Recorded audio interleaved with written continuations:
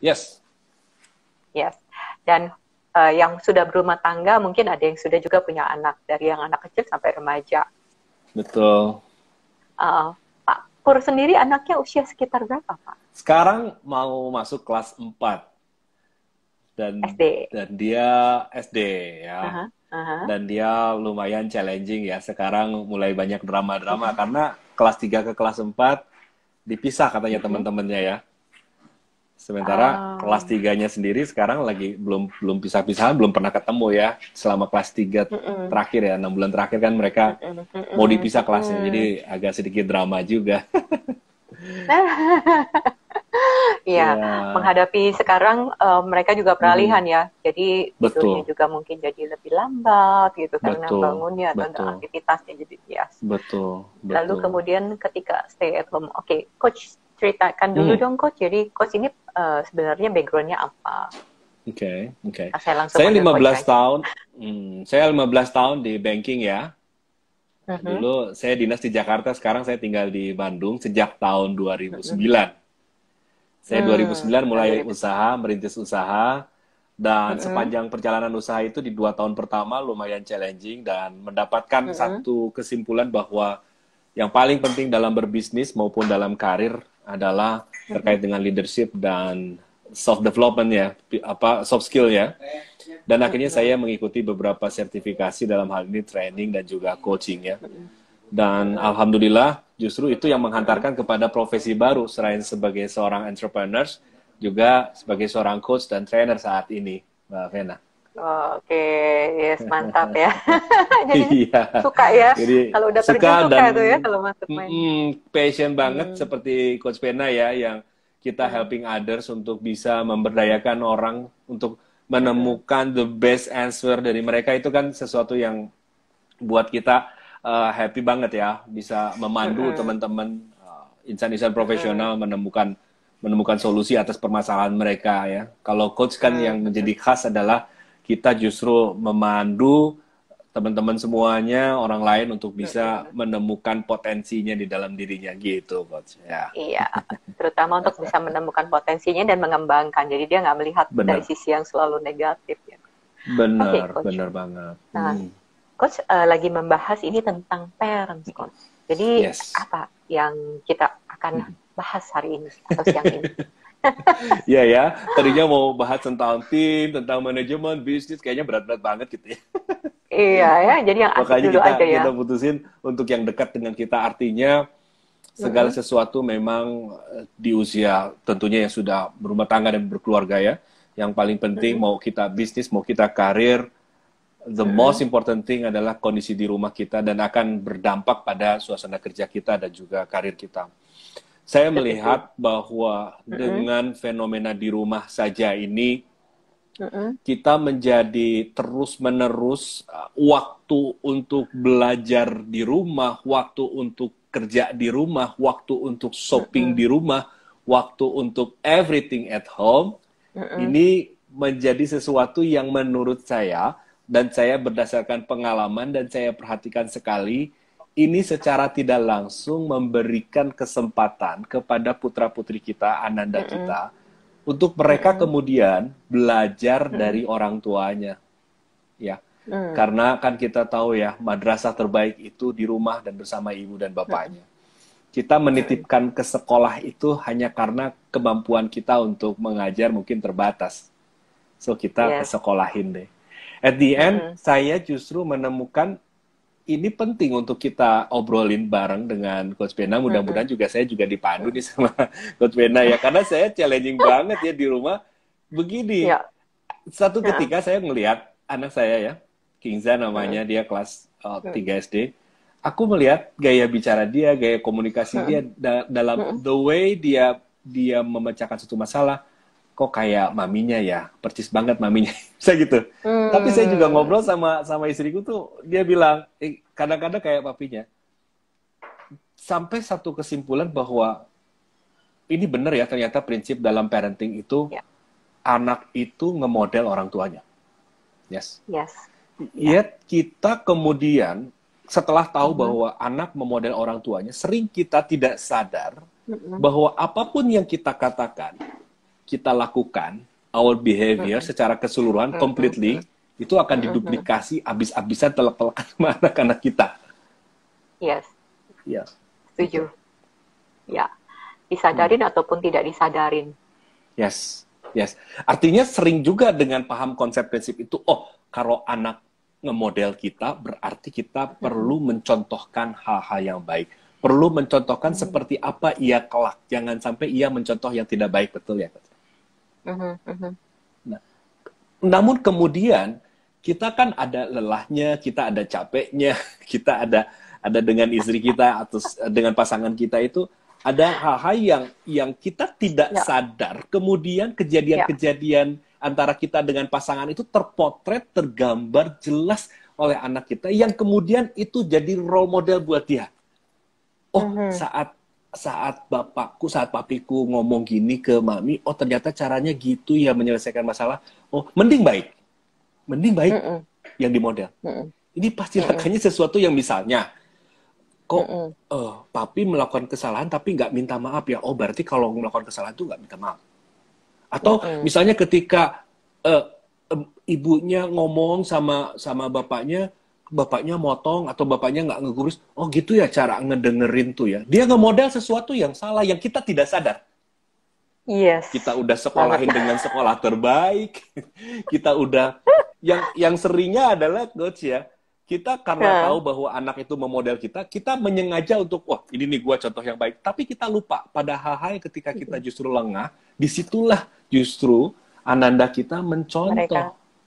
As a simple bahwa misalnya kita ingin mencontohkan 3 magic word yang kita tahu, say thank you ketika mendapatkan pertolongan, minta tolong ketika kita butuh pertolongan, say sorry ketika kita melakukan kesalahan. Ketika 3 hal yang sederhana kita abai untuk melakukan ini, dan itu dipotret oleh anak kita, itulah yang ternyata dimodel secara kita tidak sadar. Tiba-tiba kita melihat anak kita, ih kakak kok kamu melakukan kesalahan tapi nggak minta maaf? Papi juga dulu waktu salah ke mami nggak minta maaf. Aku ngelihat papi melakukan kesalahan tapi nggak minta maaf ke mami. Itu gue sadar banget. Yes. Ya Allah, gimana ini caranya? Dan akhirnya kita tuh kan lihat kayak papinya atau papinya bilang tuh kan kayak maminya gitu. Saling salahin antara.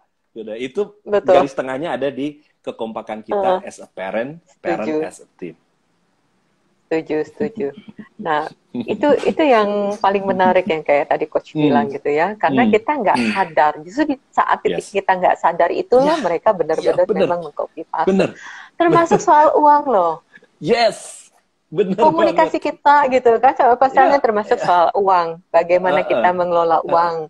Bagaimana hubungan kita dengan pasangan. Terus saya pernah dengar kata-kata yang menarik gitu ya, atau pernah dengar ada orang cerita, dia bilang gini, kenapa di Indonesia justru kayak film-film yang kayak berkelahi itu boleh ditampilkan, tapi yang sayang menyayangi, yang kiss kok enggak, gitu. Nah, jadi orang tua juga hanya mempertontonkan misalkan ketika tanpa sadar lagi berdebat, gitu ya. Tapi kasih sayang antara orang tua, mereka tidak menunjukkan itu ke anak. Dan sehingga tanpa sadar, saya pernah ketemu sama remaja yang dia bilang, bukan remaja lagi, sudah dewasa. Dia tidak mau menikah. Karena dia melihat kehidupan orang tuanya tidak bahagia, dan kemudian dia memilih untuk mengganti gendernya. Oh, separah itu? Yes. Karena dia melihat ibunya itu tidak bahagia dan dia wanita. Dan dia tidak ingin menikah, dia ingin menjadi laki-laki. It's like kayak revenge gitu loh ke ayah. Dan makanya ketika Coach bilang mau bawa parenting, that's basic yang kita nggak sadar dan kita nggak ada di sekolahannya secara umum. Yes. At the end ketika kita sukses membangun karir, sukses membangun entrepreneur, sukses membangun bisnis, dan untuk anak kita yang tiba-tiba anak kita ngedapetin seperti itu yang kita abai. Iya. Dan yang paling mahal lagi ya, yang nggak bisa istilahnya that's no price tag for our yes gitu ya gitu. Nah tadi pagi Coach iya tadi pagi ada yang telepon sama saya gitu kan, dulu kan saya handle di remaja sukses, dia bilang Coach gitu anak saya mainnya game nih sekarang Nah, kalau coach menyiasatinya seperti apa? Yang mana nih yang gender, yang mana? Sorry. Halo? Main game. Oke. Yes, main game. Ya, sekarang lagi di banyak rumah kan ngapain lagi kalau bukan main games ya? Yang paling easiest one ketika anaknya merengek, apalagi kemarin pas bulan puasa ya, pas bulan puasa ya, apalagi kalau nggak YouTube itu. Nah, aku treatmentnya kepada anakku ya. Satu, kita bikin meeting. Pertama saya dengan istri saya, dengan pasangan kita meeting. What kind of rules, aturan apa yang mau kita tetapin dan kita bisa nggak konsekuensi dengan aturan itu. Pertama banget. Jadi, Pak Pur sama istri dulu ya, berdua ya? Yes, sama istri. Ini mau treatmentnya kayak gimana, rules ya? Karena insya Allah anakku sebetulnya ketika disampaikan, jadi kan dia orang intuiting kalau dari sisi mesin kecerdasannya. Dia ketika disampaikan, ini loh rules-nya, ini aturannya ketika kamu melakukan ini, kamu dapat rewards ini. Ketika kamu mengabaikannya, kamu akan mendapatkan konsekuensinya ini.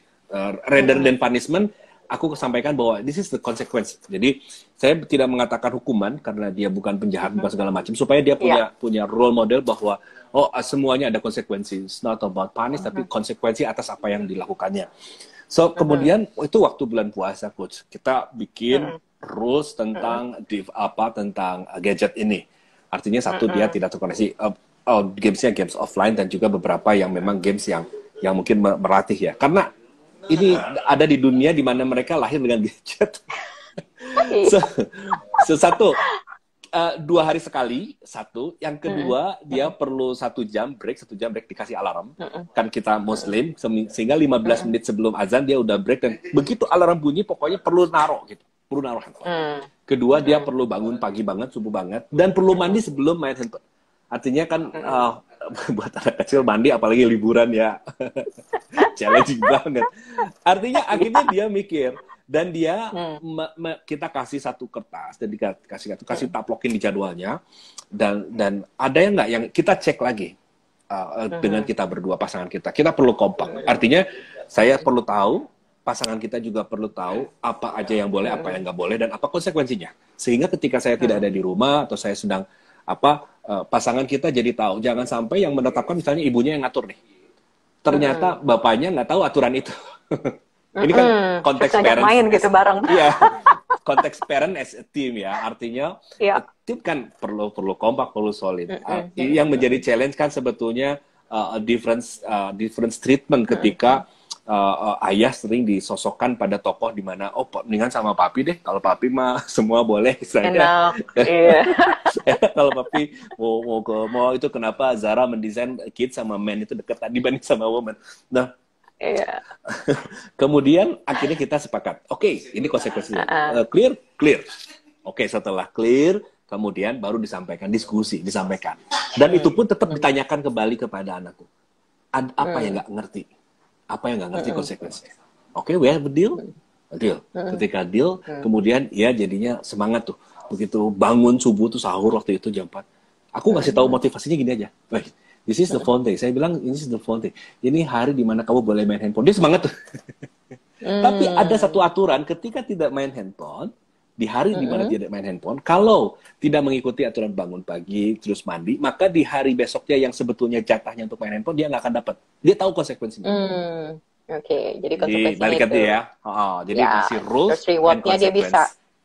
Rewardnya dia bisa main full. Rewardnya dia main full, dapat bonus ya. Gitu, Coach. Itu untuk yang masih kecil, Coach. Kalau yang remaja, Coach? Kalau yang remaja, sepertinya kita jangan sampai menganggap jump into conclusion atau menganggap bahwa mereka tidak bisa diskusi.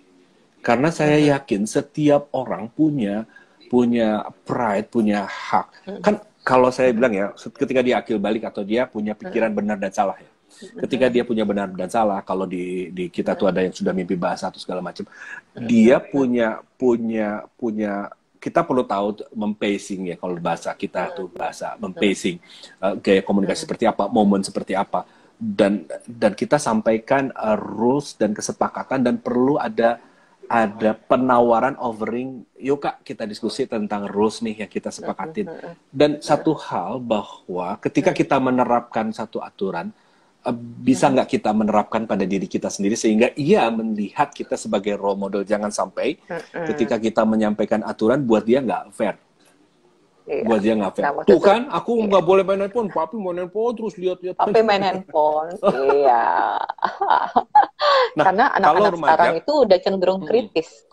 Yes, kritis. Dia compare. Dia punya pembanding. Dia selalu punya narasi untuk menyampaikan if it fit for me, why not for you? Jika nggak buat gua, kenapa lu main? So what? Dia bakalan nanya dan kita bakalan kelimpungan. Ketika kita nggak kelimpungan, maka dia akan menjudge sendiri dan dia akan terbentuk dengan apa yang kita lakukan tadi. Dia akan melakukan hal yang sama dengan kita. Oh, judgment, oh asumsi. Bisa jadi. Bisa jadi karena lalu kita mau Ya, tadi lalu apa yang Pak Pur lakukan kepada diri Pak Pur sendiri ketika memberikan konsekuensi ke anak? Dia hanya boleh main misalkan game gitu kan 1 hours gitu kan, terus dikasih alarm. Dan apa yang ditampilkan sama ibu dan ayahnya dalam menghadapi handphone juga. Sir, nah artinya kita juga artinya dalam rules tadi disampaikan ini aturan untuk siapa. Jadi role-nya. Ada juga. Ada rules. Rules-nya adalah bahwa dia perlu memahami ketika papinya megang handphone itu sebetulnya sedang ngapain. Sehingga dia juga belajar untuk tidak mengeneralisir kalau pegang handphone itu adalah lagi main. Dan kita perlu transparan. Disamakan dengan diri dia. Yes. Satu. Yang kedua, pun demikian pasangan kita, istri kita. Misalnya, ketika mami buka HP, berarti mami sedang menjawab pesan, sedang menjawab ini. Dan sebisa mungkin memang waktu untuk bermain handphonenya atau menggunakan device-nya sedapat mungkin di waktu yang bersamaan. Ketika dia sedang off phone, kita respect lah ya. Artinya respect di sini as a team kita perlu respect dengan others kan. Artinya jangan sampai jadinya ngajain kita main gitu kan sesuatu yang. Tapi kalaupun kita terlihat pemegang HP, ia tahu bahwa papi sedang bekerja dengan device handphonenya. Dan juga ketika misalnya tadi aku ada aturan 15 menit sebelum azan itu ada alarm. Itu tiga-tiganya bunyi, Mbak. Karena kita di rumah semua kan. Tiga-tiganya bunyi. Kadang-kadang pernah satu kejadian. Ini gue lagi kagok nih. Lagi balesin penting dia, lagi balesin training gitu kan. Ada training gitu kan. Dan aku sampaikan kepada mereka bahwa aku punya konsekuensi di rumahku dan ini sedang memberikan contoh kepada anakku. So sorry, nanti kita sambung lagi setelah azan subuh atau azan zuhur atau apa pada saat itu setelah break. Saya akan balik lagi setengah jam kepada Bapak. Oke Pak, silakan lanjut. Biasanya orang respect sih ketika kita urusannya family dan kita kasih tahu bahwa saya lagi memberikan model kepada anak-anak. Dan beberapa kali lumayan challenging sih. Challenging artinya dalam memberi contoh itu loh, Coach ya. Dalam memberi contoh itu sebetulnya kita kan perlu conscious terus ya. Conscious sadar ya. Kalau Coach Firda bilang sadar. Artinya untuk presence itu memang melelahkan, namun ada beberapa kali ya kita juga as human ya fitrahnya ya, dan itu pun ketika terjadi maka itu sebetulnya sedang diminta untuk mendemonstrasikan kepada anak kita bagaimana to say sorry as a consequence dan perlu betul-betul diniatkan untuk menyampaikan itu. Dan ketika hal-hal yang di luar kuasa kita akhirnya bahwa kita responsible tuh untuk membuat anak kita sebaik mungkin, tapi ya kita juga tidak responsible for ketika anak kita memang sudah dewasa, apalagi remaja. Dan seiring waktu terus bertumbuh ya, mungkin Coach Pena punya pengalaman-pengalaman nih juga ketika anak remaja itu seperti apa, lumayan challenging juga ya. Apalagi anak remaja cuma challenging. Jadi di saat sekarang biasanya cenderung saya men-challenge dia untuk skill. Oke, skill artinya apa? Gitu ya. Misalkan kebetulan anaknya perempuan gitu ya, jadi dan dia suka lihat YouTube masak. Saya bilang, kamu suka bikin apa? Aku bilang gitu. Yang ini. Saya beliin bahannya, saya siapin semuanya, so dia can explore. Dan ketika dia bikin salah satu kue gitu atau kue nastar, itu malah lebih enak daripada yang di toko. Come on, seriously? Yes. Dan mereka so smart. Anak sekarang itu pintar sekali, mereka bisa mengeksplor everything, sampai bahan detailnya, mereka bisa lebih detail daripada saya. Yes. Artinya mereka punya segudang informasi yang luar biasa sih ya. Yes, gitu. Dan tadi pagi yang tadi saya bilang, coach, anak saya main game, gitu ya. Terus apa yang perlu dilakukan? Bu, anak ibu sukanya apa? Saya bilang gitu. Anak saya sukanya mobil. Oke. Bu, tanya aja sama anak ibu, gitu. Kalau memang dia suka mobil, cek. Yang kamu suka dari mobil apanya sih, gitu kan? Biar dia mengeksplor sesuatu, karena itu kan sesuatu yang bisa menjadi benefit ya. Kayak saya pernah punya teman, dia hobi pelek mobil. Koleksi ya? Dan pelek koleksi dan dijualin, dan itu dijualin itu nggak ada harganya loh. Karena kalau orang udah suka, nggak ada harga tuh artinya dalam arti nggak ada bandrol, nggak ada seperti lukisan. Iya.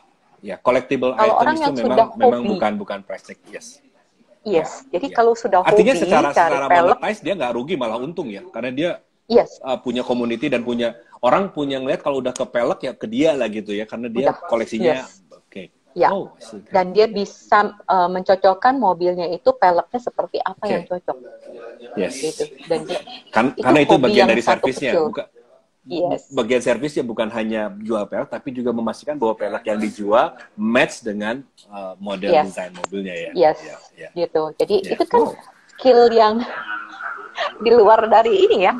Dan anak-anak itu sangat pintar. Bapak tinggal kasih aja yang tepat, kuncinya aja gitu ya. Mereka bisa cari sendiri dan mereka bisa explore dunia mereka tuh di internet. Jadi kita manfaatkanlah untuk mereka mencari. Dan mereka sama saya nggak perlu ngajarin ini bahannya begini, ini begini. They just explore, begitu dikasih. Ya, jadi saya sering menggunakan pola what so what and know what ke anak saya ya.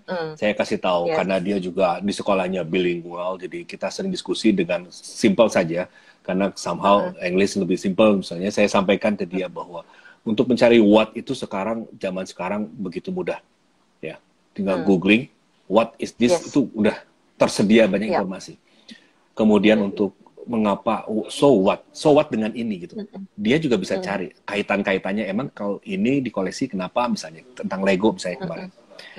Kemudian akhirnya aku tanya, so Kingsa, lu udah tahu what is Lego kreator, kan dia koleksi Lego. Kemudian so what King, ya maka aku bisa beli Lego dan merakitnya. And now what? Saya tanyain terakhir. Jadi what, so what, and now what? Terus sekarang ngapain? Lu udah tahu Lego seperti apa, udah tahu Lego mau diapain, terus sekarang bikin channel YouTube katanya. Jadi akhirnya anakku punya channel YouTube untuk ngerakit, dicepetin, kasih timelapse, dia tahu timelapse. Kasih timelapse. Pokoknya aku mulai dari unboxing sampai jadi Legonya, aku foto video itu upload di YouTube, aku bikin channel. Makanya aku kelas bilang 3 SD, come on. Gitu ya. Jadi anak-anak sekarang itu so amazing gitu loh Pak. Jadi mereka tuh sangat luar biasa. Yang mereka lahir di zaman yang seperti ini gitu ya. Hai juga teman-teman gitu, di zaman teknologi ya dimanfaatkan lah. Yang tadi gitu kan. Kalau sudah tahu, terus bagaimana memanfaatkannya dan menghasilkan seperti apa. Bukan hanya menonton aja kan, bukan hanya membuat, tapi how you ini. Jadi bagaimana dia ternyata punya visi untuk bisa valuable banget.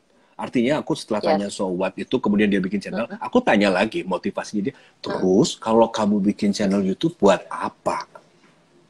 Biar terkenal? Enggak, biar orang lain bisa ngikutin kayak aku. Gini loh contohnya bikinin. Come on, kelas 3 SD. Aku, nah tinggal PR-nya buat kita sebagai parents sebetulnya ya. Bagaimana mereka not only skillful, resourceful, yet juga dia punya attitude, punya attitude yang memang setidaknya dia bisa respect others. Karena kan Coach Vena tentu setuju ya, kita pengen punya generasi yang leaders di masa depan ya, yang mampu memimpin negeri, buat dirinya sendiri, keluarganya sendiri. At least mereka dari mana lagi belajarnya kalau bukan dari kita as a parents. Mereka butuh contoh, mereka butuh models. Dan kalau kita tidak aware as a parents, yang kita nggak kompak sama pasangan kita, kemudian menjadi model buat anak-anak kita, rasanya sayang ya. Apalagi momen sekarang di rumah saja itu juga momen-momen di mana justru momen-momen educate them better, untuk lebih baik secara attitude, secara skill, secara segala macam. Pak, ini kan ada nilai sekolah gitu ya. Yang menarik adalah nilai anak saya hasilnya lebih bagus ketika stay at home, belajar dari rumah. Saya sampai bingung. Aslinya, tapi mandiri ya di belajar. Iya, tapi nilainya kan gurunya laporan kan, ada tiap berapa lama laporan sama saya. Jadi dibanding 6 bulan yang waktu lagi di sekolahan, sama yang di rumah, nilainya ada peningkatan. Terus gimana? Mungkin lebih happy ya, karena waktunya nggak habis di jalan. Lebih casual, lebih happy, lebih resourceful, karena dia bisa juga main internet dan untuk mendapatkan informasi dan segala macam. And then hasilnya bikin kue yang tadi. Dan dia happy ya hasilnya ya. Iya, dia bikin kue yang itu, jadi dia mungkin tambah happy-nya, meningkat juga di pelajaran. Jadi wow gitu kan. Jadi ketika dia bahagia itu juga mempengaruhi nilai dia. Jadi, dan dia self esteem-nya naik ya. Yes, otomatis gitu ya. Jadi ketika dia happy, dia nggak terlalu stres ngadepin di pelajaran. Gimana kalau ya, jadi memang betul gitu ya. Bapak tadi bilang gimana kita menjadi role model buat dia, kita punya attitude, kita punya sikap dalam segala hal, kita bisa present dan benar-benar aware gitu ya. Ya, karena dan itu suatu yang dan itu suatu yang perlu kita niatkan. Karena seringkali kalau kita nggak kuat di intensinya, di niatnya, ya tadi ya fitrahnya kita ya ada capeknya, ada bete-nya. Pas kebetulan bete, pas kebetulan capek, pas kebetulan lagi fighting gitu sama pasangan gitu, as rumah tangga yang pada umumnya ya. Pas di situ justru dia sedang memotret, sedang menduplikasi, sedang memodel. So kita perlu benar-benar extra miles sama artinya, extra untuk betul-betul conscious terjaga ya, sadar terjaga. Tapi kita juga bisa bilang bahwa this is a part of bagaimana kita berinteraksi untuk saling berkontribusi. Kita berbuat salah, tapi bagaimana caranya kita meminta maaf. Dan itu juga sebagian part of learning ya. Yes, part of learning. Wah, mantap nih kalau diwawancara sama coach ini langsung jadi keluar semua nih, padahal nggak didesain, nggak di script ya. Sama coach kalau diwawancara jadi ceritanya banyak dan juga daging semua nih coach. Thank you loh. Jadi asik ya. Thank you so much. Asik banget. Ada pesan-pesan buat teman-teman coach yang udah ngikutin dari awal. Ya, pesan buat teman-teman karena ini juga saya lihat coach Mena ini merecord dan akhirnya bisa nonton balik ya. Nonton kembali ya. Artinya saya ingin berpesan kepada semua parents, semua kita yang sudah memiliki putra ya, ataupun adik ataupun ponakan ataupun seseorang di rumah yang memang sedang bertumbuh, marilah kita jadi contoh yang baik dan kita sadar untuk terus menumbuhkan, mengembangkan diri kita untuk bisa lebih kita go first ya. Kita yang benerin dulu diri kita karena walau bagaimanapun sadar nggak sadar every single words, every behavior kita, sikap kita itu akan dimodel oleh anak-anak kita. So, give me the best models ever buat mereka. Sehingga mereka bisa mencontoh yang lebih baik lagi. Thank you, mantap. Thank you. Sampai nanti ketemu ya. One day. Mudah-mudahan ngopi bareng nanti ya. Ya, terima kasih teman-teman semuanya yang udah join. Thank you banget. Bye-bye. Bye-bye.